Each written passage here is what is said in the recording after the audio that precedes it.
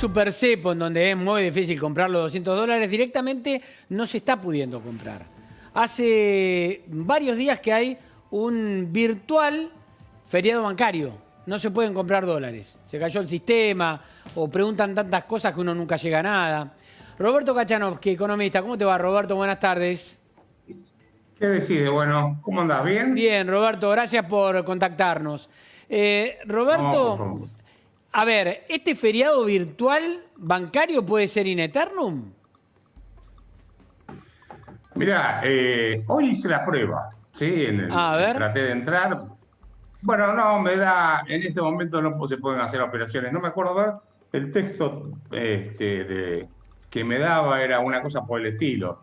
Como que en este momento no era posible comprar sí. dólares. A ver, acá dice, por ahora no podés comprar o vender dólares. Te pedimos disculpas. Nos estamos adecuando a a las normativas 7105 o Claro, 7106 emitidas por el BCRA. A sí. ver, estas normativas son de... ¿Cuándo fue que se largó esto? Ahora, ya desde la semana pasada, una semana, Y sí, la primera directamente. mitad de la semana pasada, ¿no, Bernardo? El Ayúdame. miércoles, fue el miércoles Sí. exactamente. Bueno, está bien, digamos, tiempo hubo. Lo que no hay son reservas en el Banco Central. Claro. Directamente no hay. Entonces, obviamente te inventan estas cosas que ya se hizo en la época de Alfonsín, cuando el 6 de febrero de 1989 Machinea dijo no vendo más dólares. Vos tuviste una corrida bancaria, cambiaria, etcétera. Entonces, ¿qué hacían? Declaraban feriados cada tanto, ¿sí? ¿Para qué? Para ir frenando, para postergar el problema. Claro. Acá no te declaran el feriado, pero te sacan normativa de este tipo. Recién veía que ANSES no le va a dar el banco de datos a los bancos para ver si pueden o no puede la gente comprar dólares, viste que tienen que hacer Sí, sí. unos cheques ahí. Están buscando toda la vuelta para no vender porque no tienen que vender. Eh, Se hace una situación muy delicada. a ver, Roberto, no hay dólares. El Banco Central no tiene dólares para vender. ¿Qué pasa si dice no vendo directamente porque no tengo? Punto. Te va a subir el blue y se te va o sea, la gente no se va a quedar con los pesos porque los pesos se derriten por la inflación. Entonces, te va a comprar cosas para huir de la inflación o te va a comprar en el blue, en el marginal. ¿Y La hoy no plata te está la van a sacar pasando? igual. Digo, hoy entran en la máquina, no les venden esos 200 y no van al Blue. Todavía no. Y el blue hoy estaba subiendo. Ahora estaba subiendo 2 pesos, una cosa por el estilo.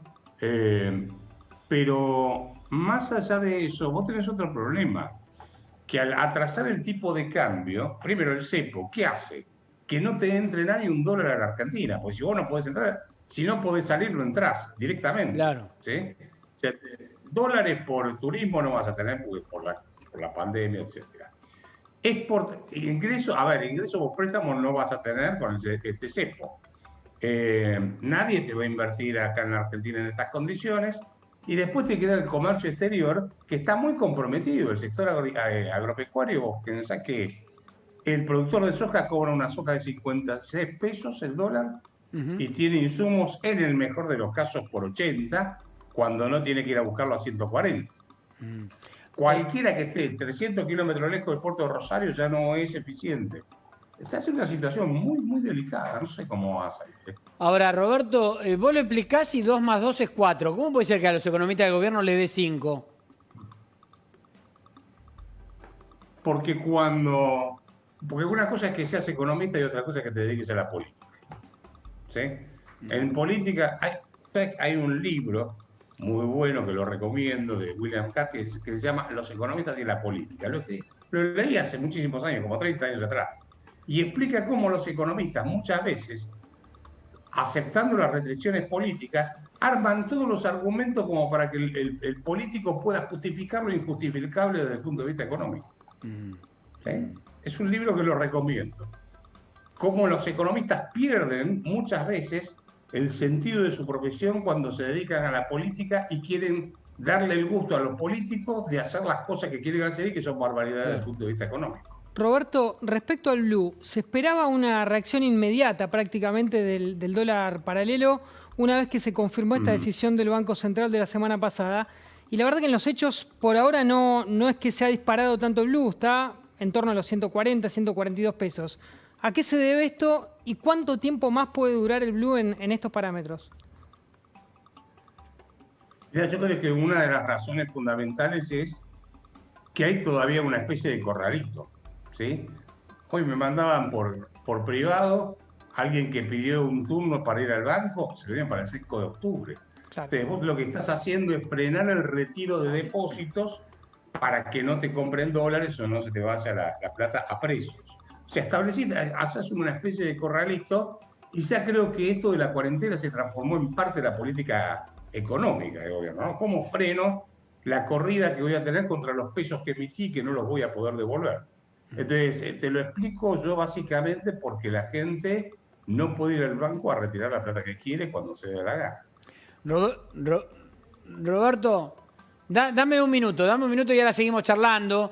Pero la información nos lleva rápidamente allí a la ciudad con esta reunión. Está Carla. Adelante, Carla. Sí, bueno, acaba de terminar la reunión aquí en el Ministerio. Se estaban retirando recién tanto Fernán Quirós como Soledad Acuña, la ministra de Educación. Desde Nación lo que dicen quedaron en confirmar si finalmente va a haber conferencia o no. Sí dicen seguramente haya un comunicado en los próximos minutos. Todavía no sabemos cuál es el resultado de la reunión. O sea, pero no se sabe si hubo algún tipo de acuerdo o no.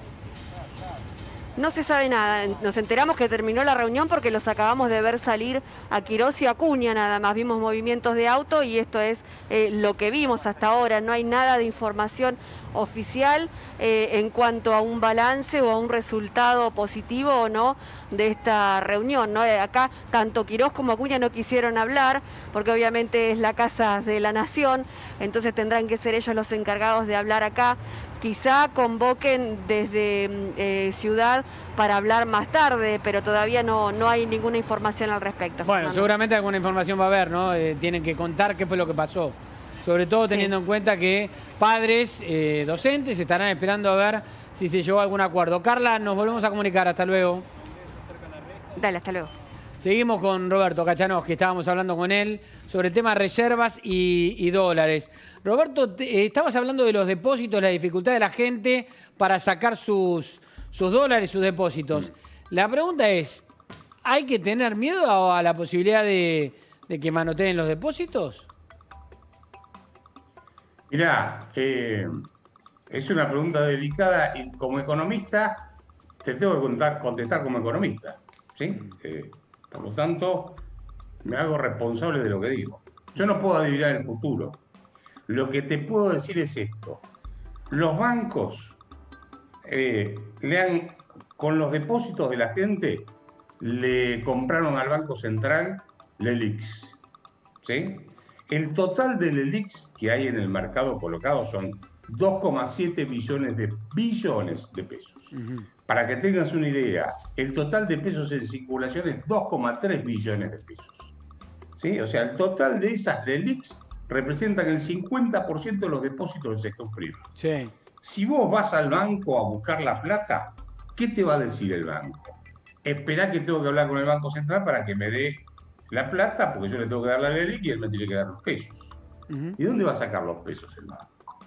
El Banco Central, como ningún banco central en el mundo lo hace, salvo en la Argentina, emite su propia deuda, porque no la puede pagar. Porque un banco central no vende tarjetas de crédito, no vende créditos hipotecarios, no vende créditos prendarios. ¿Cuál es la utilidad de un banco para poder pagar eso? Ninguna, solo colocar un poco las reservas que tiene, que en este caso son nada. Entonces, si vos colocás deuda que paga interés, ¿cómo vas a hacer para pagar esa deuda? Que ya supera el total de pesos en circulación y que juega contra los depósitos de la gente. Yo te estoy contestando el problema en el cual se han metido en la economía. A ver, metieron la economía en un problema muy serio. Bueno, pero teniendo en cuenta que los problemas en la Argentina se repiten, lamentablemente, porque por algo estamos como estamos, es probable que alguna vez hayamos atravesado por esto que está pasando ahora y es probable que de alguna manera se haya salido. O sea que, ¿hay registro histórico de cómo se salió de esto o no?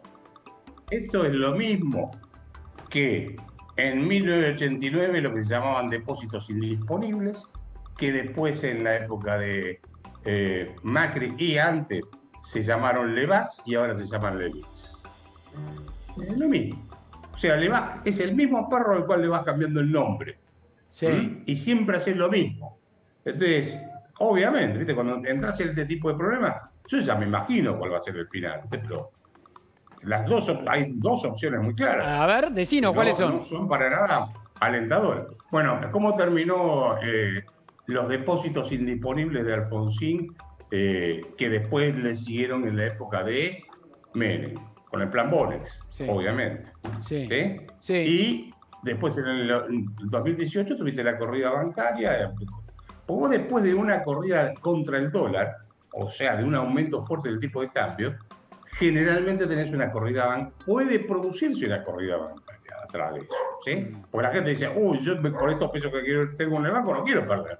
Y saca la plata de los bancos. Sí. Y acá el problema es que los bancos la tienen colocada en el Banco Central y el Banco Central no tiene con qué pagar eso. ¿Entienden el problema? sí, Repetímoslo. sí, Ahora, claro. ¿por qué hicieron todo esto? Hay que preguntarse. ¿Y por qué? Porque tiraron el déficit fiscal al diablo. Hicieron un destrozo fiscal. Aumentaron tanto el gasto público y cayó tanto la recaudación que hoy tenés un déficit fiscal consolidado, nación, provincia, municipio, más lo que pierde el Banco Central, que son 17 puntos del Producto Bruto. En la época de Alfonsín, la hiperinflación era 16,5 puntos. Para que tengas una idea de lo que estamos hablando. Ahora, ¿la pandemia no te justifica el desajuste fiscal? Mirá, te puede justificar en parte, pero no semejante desajuste fiscal. No, para nada. No.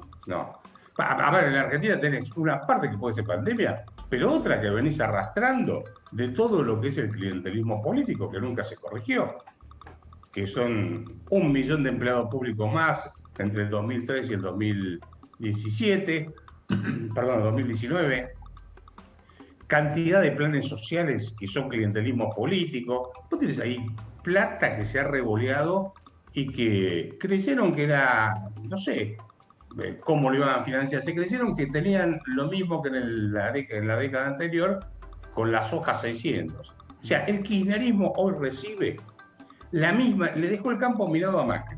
Macri lo que hizo fue arreglar la deuda y tomar deuda para financiar ese lío que le habían dejado, pero no lo corrigió del todo.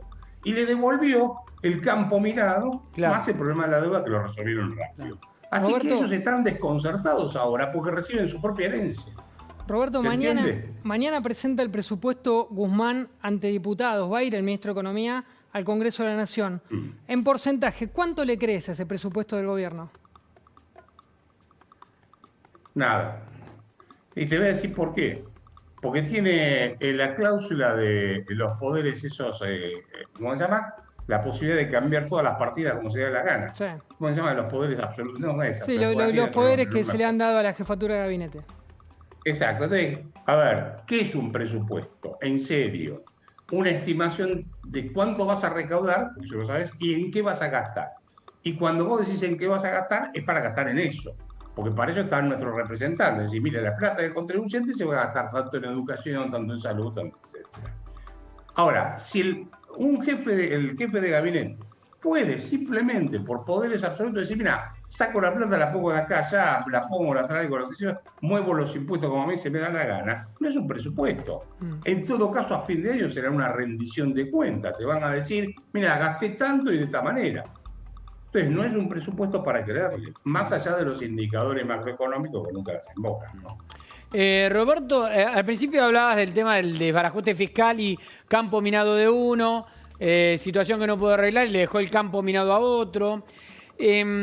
Antes de que empezara la gestión, Alberto Fernández, antes de que conociéramos los efectos de la pandemia, antes de estar donde estamos, se decía, el problema que va a tener el peronismo en este nuevo mandato en la historia democrática argentina es que van a pretender hacer populismo sin plata. Y populismo sin plata no van a poder hacer. ¿Están sufriendo eso? Exactamente eso es lo que están sufriendo. Eso es lo que les está pasando. El peronismo en general se desmiente algo, que el peronismo es el único que tiene capacidad de gobernabilidad. Queda en evidencia que tampoco es cierto esto, porque no tienen capacidad de ordenar el país. Sin caja, el populismo es boleto picado. Boleto picado es, está liquidado políticamente, no sabés para dónde ir. Entonces, vos fíjate que en todo lo que fue los 2000, al principio de los 2000, te aparecieron todos los gobiernos, algunos más autocráticos y otros más progres, pero todos de esa tendencia populista en América Latina. Claro. Tuviste a Chávez que se te consolidó, Evo Morales, Correa, Lula, etc. Y tenían para repartir por los precios de las commodities. Ahora, eso no está. No hay. Ni te dejaron muchas reservas, ni tenés nada. Entonces, tenés que cambiar tu mentalidad y no está en el ADN de ellos cambiar esa mentalidad. Por eso es que hay tanta incertidumbre y angustia en la gente, porque no se ve con claridad cómo desemboca esta crisis económica y social en el campo político, porque en realidad nadie sabe. A ver, es un problema que yo no lo conozco. ¿estamos atravesando la crisis o estamos entrando en la crisis? Estás entrando en la zona de turbulencia recién. Todavía no vimos lo que va a pasar en la Argentina, te puedo asegurar. Te puedo asegurar que todavía no lo vimos. Además, vos fijaste la cantidad de puestos de trabajo que ya se perdieron, las empresas que se están yendo y las que se van a ir. Y te agrego más. Como te decía antes, el sector agropecuario, que es el que te puede mover algo, la economía hoy exportando, está contra la cuerda. Porque lo estás matando con impuestos y con el tipo de cambio atrasado. O sea que este tipo de cambio atrasado, primero, no te va a permitir exportar mucho tiempo más. Y segundo, vas a querer importar insumos. Y no vas a tener insumos para importar porque no tenés dólares.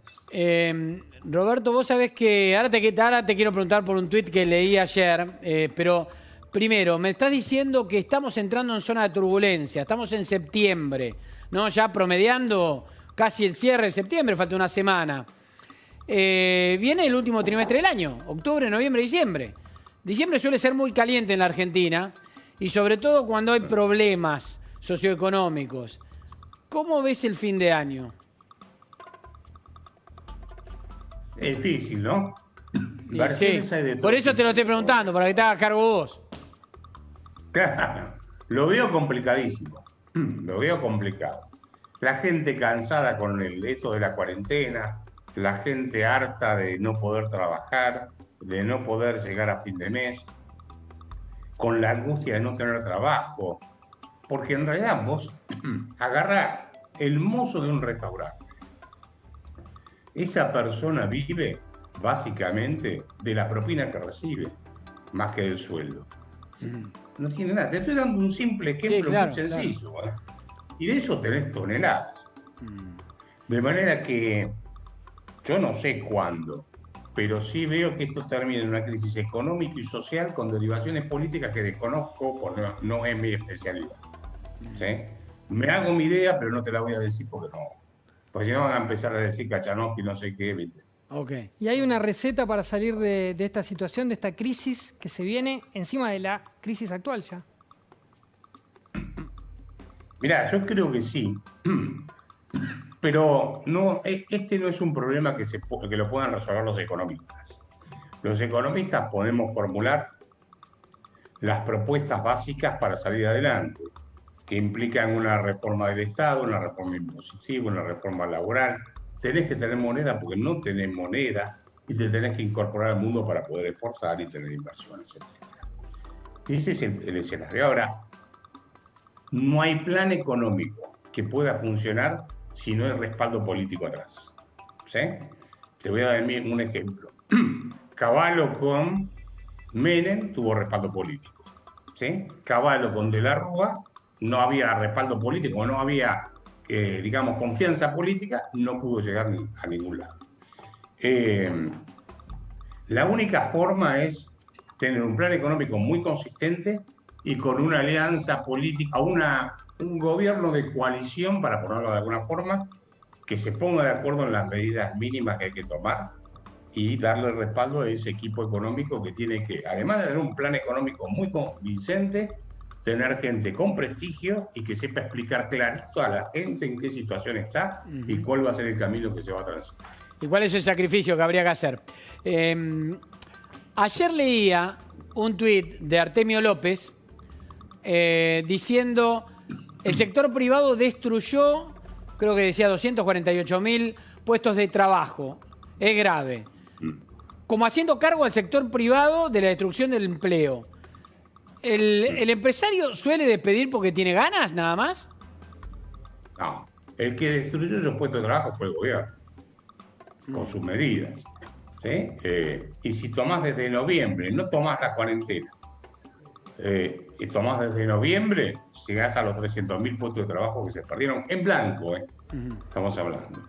La UCA estima 1 millón de puestos de trabajo, no sé cómo lo saca, francamente, pero yo tomo los datos oficiales, que son uno del Ministerio de Trabajo y otro los de la FIP, que te da la información diaria, la información mensual de cómo vino evolucionando la cantidad de personas que hicieron aportes al sistema y cantidad de empresas.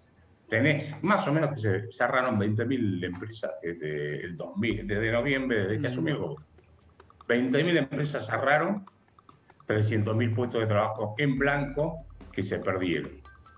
Con cuarentena y sin cuarentena, las dos cosas, ¿sí? Ahora, todo esto lo hizo el gobierno. Además, a ver, venimos con estos números de una historia reciente, de números también complicados. Digo, no es que se estaba generando trabajo y ahora empezó a destruirse. Siguió destruyéndose, a lo mejor a un ritmo más vertiginoso, pero ya veníamos con caída. Argentina no crece desde el año 2011. O sea que ya tenés 9 años y vamos para 10 años de estancamiento económico. Sin inversiones, sin crecimiento, sin creación de puestos de trabajo. Y lo que tú dijiste ahora fue que se aceleró. En el mundo se está recuperando, acá sigue la caída. Porque seguís con cuarentenas absurdas. Vos fíjate, déjame que te dé un solo ejemplo. A ver. ¿Vos jugaste al tenis alguna vez? Sí, claro. Bueno, vos jugando single, ¿vos pensás que te podés contagiar en serio? Entonces, ¿quién se contagia? No se contagia nadie. No jugás con ball boy en el barrio, en la cancha de... Sí, entonces, no permitían hacer cosas de ese tipo. Sí. Hubo actividades que se frenaron solo porque sí. Te estoy dando un ejemplo de, qué sé yo, deporte como hacer equitación, jugar al golf, cosas que podrían haber seguido funcionando a la hora de y que mueven todo un esquema económico. No es que uno lo está pensando porque el golfista no se puede divertir. No, detrás de todo eso hay una maquinaria económica, ¿no? Las canchas de golf, que son las canchas de tenis, familias que viven de eso. No, porque uno piensa que cuando lo dice nada más que por el que se va a divertir a jugar al tenis. No, estamos hablando del sistema. Del sistema, ¿no? Que se mueve. Exacto. Todo lo que se deja de hacer en puestos de trabajo por prohibir esas actividades. Yo lo pensaba en función también de la obra pública, ahora habilitada, de la obra pública. De la obra privada, ahora habilitada. Vos decís, jugando al tenis, uno en cada punta, se pueden contagiar y no pareciera. Decime un obrero arriba de un andamio a quién contagia. También. No. Es más seguro que vos tengas a la gente trabajando en obras a que se queden en el barrio tomando mate con el amigo, claro, y se van contagiando.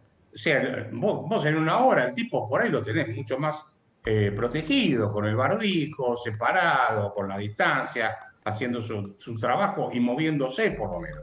El tipo en el barrio se queda y se queda tomando mate con el amigo. Vos sabés que yo marcaba y digo, pobre el tipo, el albañil que está hace 6 meses sin poder cobrar un peso porque no puede ir a trabajar, que los fines de semana sale a caminar y ve que en una plaza andan a los cabezazos tomando cerveza del Pico y dicen, y yo no puedo ir a trabajar. Estos están haciendo todo esto y yo no puedo ir a trabajar hace 6 meses. Con los cuidados del caso. Por eso te digo. Yo te diría que esta cuarentena absurda atentó muchísimo más contra los sectores de menores ingresos que contra los sectores y la clase media que contra los sectores de mayor ingreso. Eso se la banca. Los que tienen más o menos plata se la pueden aguantar. Los sectores más humildes, sobre todo los que trabajan en negro, viste que hacen la changa diaria. Claro. A ese lo mataste, pero lo liquidaste porque vive al día. Y innecesariamente en muchos casos. Y vos fijate, déjame remarcar un punto. Sí. el presidente en su momento dijo, ¿qué quieren? ¿Que siga el modelo sueco que tuvo 13.000 muertos? ¿Sí? Muy bien. Le recuerdo al presidente que ya superamos los 13.000 muertos con una cuarentena totalmente loca. Ya superamos los 13.000 acá en la Argentina. ¿Sí? O sea, hay dos Porque países él que el dijo, presidente puso como ejemplo a no seguir. Chile y Suecia. Y ya estamos peor que los dos países. porque él dijo, si yo hubiese seguido, si siguiera el modelo sueco, en Argentina tendríamos 13.000 muertos. Ya lo superamos. Sí, sí. Y Roberto, destruiste la economía. Roberto, cuando hablamos de la cuarentena tenemos que hablar de todo este paquete de asistencia del Estado tan importante a sectores vulnerables. Hablamos de ATP, hablamos de IFE. ¿Cuánto tiempo más se resiste semejante inversión en la economía? No. A ver, lo que pueda... Vos están emitiendo a marcha forzada. En rigor, hoy la emisión monetaria representa el 65% de los ingresos tributarios para financiar el Tesoro. Así que vos te podés imaginar la presión inflacionaria que estás acumulando, que en parte la está frenando con la deuda que toma el Banco Central, que no se puede pagar, no se va a poder pagar. No sé cuánto más, porque en realidad lo que van a hacer es seguir pisando precios, tipo de cambio y ese tipo de cosas, y solo Dios sabe hasta dónde aguanta. Yo no, la verdad no tengo... Ahora, en la bola de un cristal. momento va a saltar y se va a notar en la inflación, más tarde que temprano, eso es lo que está diciendo. Vas a tener un salto inflacionario fenomenal, vas a tener un aumento de la pobreza muy grande, vas a tener un aumento de la desocupación mucho más acentuada, más indigencia, una Argentina colapsada económica y socialmente. Si esta gente no cambia rápidamente. El problema es quién invierte en la Argentina con la cámpora y el kirchnerismo atrás. Claro. No vas a tener inversión. Roberto, Es un problema de confianza política. vos lo ves utilizando la palabra que utilizó Duhalde, sin meterle el dramatismo que le metió Duhalde, la palabra grogui. No quiero hablar de grogui el presidente, no quiero ser temerario en materia institucional, no, para nada. Pero vos lo ves más grogui en lo económico o en lo político al gobierno. Sí, a ver, yo no creo que va a ser un golpe militar como se No, dice, por eso. La verdad. Descartando no, ese no tipo de creo. locuras. Sí, porque además no creo que los militares se quieran meter ni tengan capacidad operativa para hacer algo de eso. Sí. Así que dejémoslo de lado. Yo al gobierno lo veo desconcertado porque no sabe qué hacer, lo que volvemos al punto anterior. No sabe qué hacer si no puede hacer populismo. Entonces, lo único que está teniendo a hacer es igualar hacia abajo. Vos fíjate que lo de la ciudad de Buenos Aires viven diciendo son los opulentos los que viven en la capital federal y como consecuencia de que ellos son opulentos los que viven en la provincia son pobres. Ese es el mensaje que te están mandando. Te están mandando el mensaje del mérito, que lamentablemente Juan Francisco ayer dijo la misma barbaridad que está diciendo el gobierno, ¿cierto? Sí. No sé si lo leíste. Sí, lo comentario. leí. Habló de la Es como que meritocracia. están generando esto de, mirá, vos sos pobre porque el otro es rico. Entonces lo que están intentando es esquilmar a los que se esfuerzan, a los que trabajan, a los que producen, para mantener a todo su clientelismo político. ¿Sí? Ahora, eso es consumirse el stock de capital que hay, lo poco inclusive, no hay mucho más flujo. ¿Cuánto aguanta esto? Yo no te puedo decir. Lo que te digo es que cuando termine esto van a dejar la Argentina, pero en cenizas. En cenizas. lo que Yo pasa es que- te digo la verdad, mira, te voy a decir, Sí. hace 40 años que ejerzo la profesión de economista. Sí. 40 años.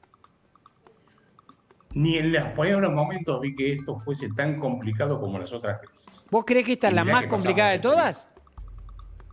Para mí sí. Sí, porque vos tenés un colchón social mucho más chico. Por ejemplo, en el 75, cuando vos tuviste el Rodrigazo, la pobreza era 5%, la desocupación 4, 5%, cosas por el estilo. La de Alfonsín, bueno, fue grave, pero hubo una salida. Hubo una salida política. Lo que vos no ves es cuál es el recambio político acá para solucionar el problema de la Argentina. No lo ves eso en el horizonte político, francamente no lo ves. Entonces, salvo que se pongan de acuerdo. Por eso te digo, acá destruiste. El colchón social que tenés es mucho más chico. Tenés una pobreza que va a superar el 50%, la desocupación en el 15, el 16%, sin inversiones. Entonces, recuperar la confianza en un país que confiscó ahorro, confiscó depósitos, confiscó de todo lo que había que hacer, te matan con impuestos, etcétera. Eso va a llevar un tiempo muy largo para poder recuperar la Argentina. Se puede recuperar, pero tenés que tener un cambio muy grande ya no en el campo económico, sino en el campo de la política, en la dirigencia política argentina, en su conjunto. Sí. Nadie está hablando de oficialismo. Ahora estamos hablando de oficialismo y oposición también, porque cuando hablas de imposibilidad de recambio, esto abarca todo el arco político. Roberto, ¿vos crees que indefectiblemente se va camino a una devaluación fuerte? El dólar oficial, sin ninguna duda, en algún momento va a saltar. Este dólar de, ¿cuánto es? De 80 pesos, el oficial, es un chiste. ¿Se consiguen dólares 80? No. ¿Van a entrar dólares a 80? No, con el cepo menos todavía. O sea que en algún momento o vas a quedarte prácticamente sin insumos para producir. Vos fíjate que de ahora a 2 se sacaron los celulares. Sí. Y no es casualidad eso. ¿Y por qué? Porque tienen insumos importados. Claro, no, para los insumos importados tengo que poner dólares. Claro. ¿Cuántos dólares tiene hoy el Banco Central? Mi estimación es que no supera los 2.000 millones de dólares. Esta es una estimación de la semana pasada, habría que ver hoy cómo está, ¿sí? Claro. Así que eso es decir, nada es lo mismo. A otro le podrá dar 4.000, ¿viste? Pero estás en una situación crítica. Entonces, lo que estás poniendo en riesgo es al único sector que te puede mover la economía, que es la exportación, sobre todo lo que es el sector agropecuario, que si vos mirás, ya el sector agropecuario está harto, lo matan con impuestos y además de eso tiene un tipo de cambio recontra atrasado. Entonces vos estás conspirando contra el único sector que te puede llegar a mover un poco la economía. Roberto, ¿crees Esto va a terminar en un salto cambiario? Ahora vas a tener una especie de Rodrigazo en su momento, con salto en las tarifas de los servicios públicos, salto inflacionario y salto cambiario, que fue lo que fue el Rodrigazo. No sé cuándo, pero con un problema. No tenés una desocupación del 5 o 3% ni una pobreza del 5, sino que tenés una pobreza del 50 y una desocupación mucho más grande. Por lo tanto, el conflicto social que podés tener no es menor. No estoy diciendo con esto que no haya que hacer nada. Por eso digo, es la crisis más grande que yo veo. Roberto, acumularon y ahora... Dame un minuto, que además también tiene Bernardo una pregunta para después, pero tengo una información urgente. Dame un minuto.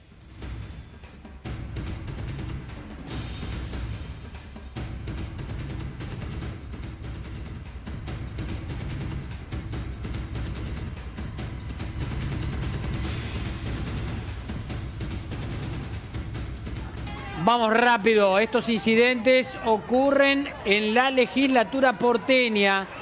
Una marcha del sector de la sanidad, trabajadores sanitarios que quisieron entregar un petitorio impedido por la policía.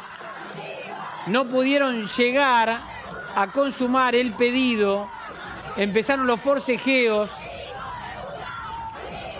hubo incidentes que se están repitiendo a esta hora en la legislatura porteña. Reiteramos, esto está pasando desde hace instantes en la legislatura, donde hubo enfrentamientos entre la policía y un grupo de trabajadores de la sanidad, de enfermeras que fueron golpeadas.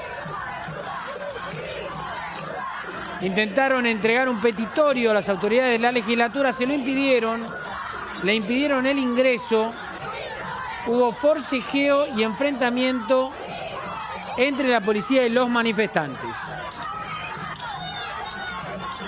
Algunas enfermeras que resultaron heridas, que tuvieron que ser asistidas por personal del SAME. Ahí vemos la imagen de una de ellas, ¿no? Siendo asistida. y algunos de los incidentes que quedaron registrados.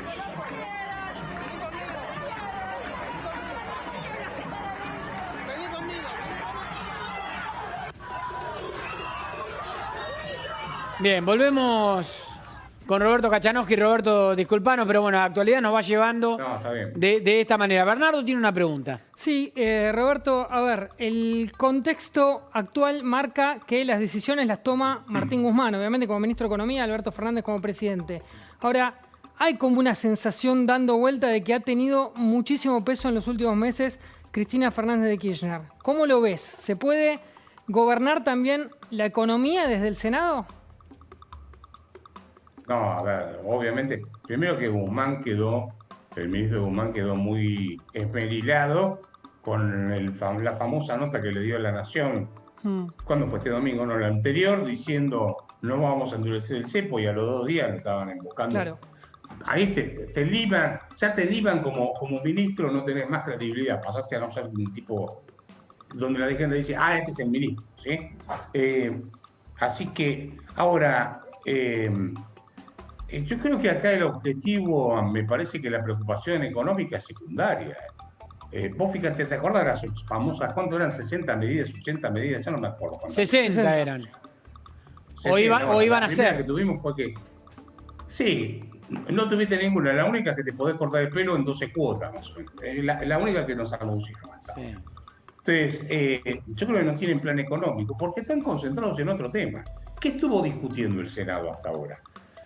¿Cómo resolvía el problema de Comodoro Pi? Sí, es cierto.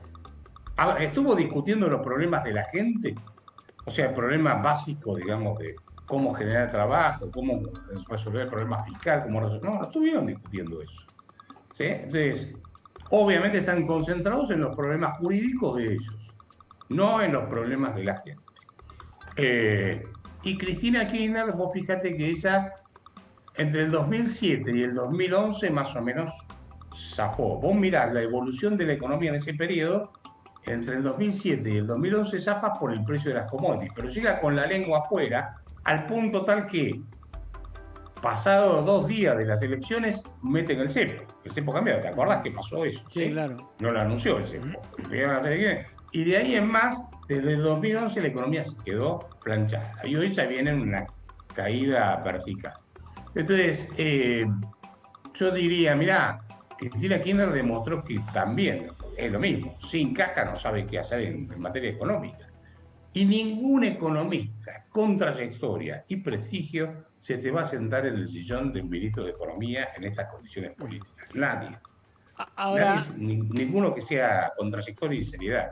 Roberto, te hago una pregunta. Si uno recuerda, el gobierno de Macri empezó con algunos libros del liberalismo, ¿no? Digamos, levantando el cepo, liberó el dólar, liberó las tarifas. Empezó con esos libros y los terminó tirando por la ventana porque terminó poniendo el cepo, terminó congelando tarifas, terminó fijando todo. Bueno, terminó haciendo todo lo que su supuesta ideología le decía y con lo cual había empezado. ¿Puede este gobierno hacer al revés? ¿Está empezando con todo esto y terminar con todo lo otro, tirando el populismo por la ventana también? Ahora sería una especie de Menem, vamos a ponerlo de esta Ponele. forma. Ponele, una cosa al revés, que empezó con síganme, no lo voy a defraudar, un discurso populista y el salario terminó haciendo otra cosa. Sí. Vos sabés que yo creo que si vos no tenés credibilidad en la gente, difícil. Es muy difícil, porque además es un gobierno donde pareciera ser que el presidente no tiene todo el poder, y lo tiene otro, el poder, que es Cristina Kirchner y la Cámpora, que lo infiltran, y ahí lo tienen en el gobierno medio dividido, etc. Entonces, ahí no hay unidad de mando. Vos para tener a ver, lo principal que necesitas en economía para que te funcione es confianza. Yo tengo que confiar en que vos sos un tipo capaz y que vas a seguir un rumbo y que lo vas a llevar a buen puerto. Sí. Si vos veo que vos sos un tipo que un día dice una cosa, dice, la gente está confundida porque sale a defender Vicentín. Al otro día dice, no, me equivoqué. La ministra dice, el problema de la ocupación de las tierras es un problema habitacional. Después te dice, no, es un problema de delito. Ya nadie te va a poner un peso en la Argentina en esas condiciones. Claro. No, olvídate, Argentina, así en estas condiciones, yo creo que este gobierno, a ver, me animo a decirlo, el presidente lamentablemente ya rifó su capital político. Podrá tener respaldo de algunos sectores, del clientelismo político, etcétera, pero en términos de conseguir inversiones, rifó todo lo que tenía, lo poco que tenía, y no va a poder darlo vuelta, ya no va a poder dar vuelta. Esto es, yo te diría que sería un milagro, casi la Virgen María tendría que decir. Es fuerte lo que decís, ¿eh? Que ya no va a poder darlo vuelta, es fuerte, Roberto. Es que no lo puede dar vuelta, porque para eso tendría que sacarse de encima a la cámpora, tendría que sacarse de encima todo el kirchnerismo, tendría que hacer otro tipo de alianza política, y vos le creés a alguien que un día protestó, estuvo con el kirchnerismo, después se fue y se la pasó despotricando contra el kirchnerismo, y ahora viene el kirchnerismo lo mejor que hay. ¿Vos podés confiar en alguien de esas características para hundir una inversión en la Argentina, contratar gente y lidiar con los problemas de una empresa? Parece complicado. Roberto Kachanowski, gracias por el diálogo con La Nación. Les mando un fuerte abrazo y feliz día de la primavera. Gracias, Roberto. Un abrazo.